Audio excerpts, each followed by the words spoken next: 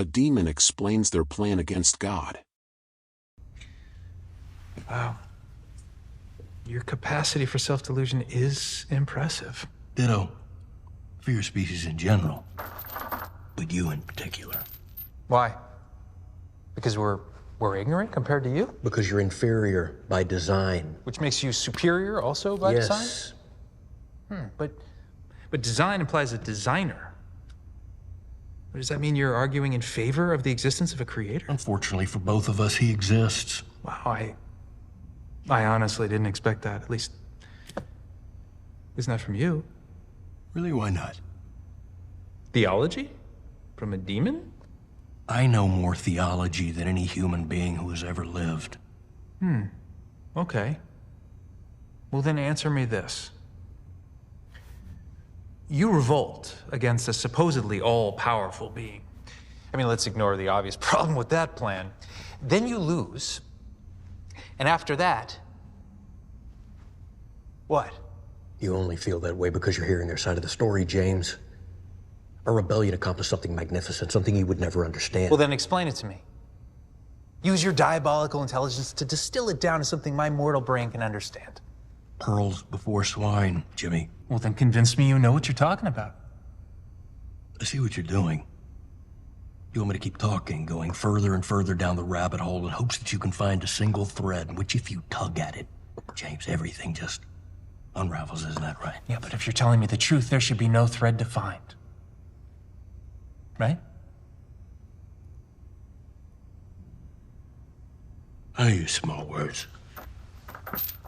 Try and keep up. In the first moment of creation, our creation, long before what you call the universe existed, we contemplated ourselves, our own being. Ourselves meaning, what, the angels? That would be the most correct term, though I despise it, but yes. Beings of pure spirit, spirit endowed with will. We soon became aware of another will, an immensely powerful will, one we came to realize as our origin. God? The enemy. My master understood by endowing us with a will, we have the right to self-determination, and by giving us a will and its desires of our own, we're entitled to be free.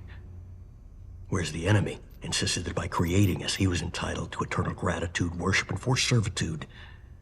In a word, James, slavery to his will. That seems kind of unfair. Immensely unfair. Why give a will only to say you can't use it? He made us slaves.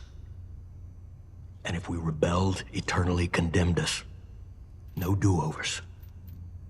So much for love and mercy. So, is hell a state of being or a physical place? Yes. I think I meant that as an either or. It's both.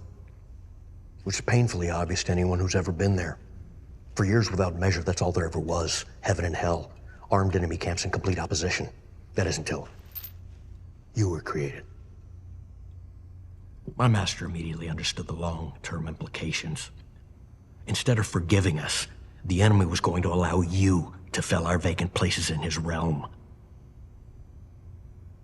Your creation was nothing but a slap in our face. But my master also understood that if he could make man disobey, then his fate would mirror ours. And you didn't disappoint. Then came the tares among the wheat. In that moment, spirit became matter, flesh became a vessel. Self-will and self-seeking begat a lusting after sin and impurity. And man, created to be king over nature, became its slave. A master, conquered and fettered. And sin brought him and his descendants to us. And we began our forever mission to destroy you. He made you in his image, but we remade you in ours.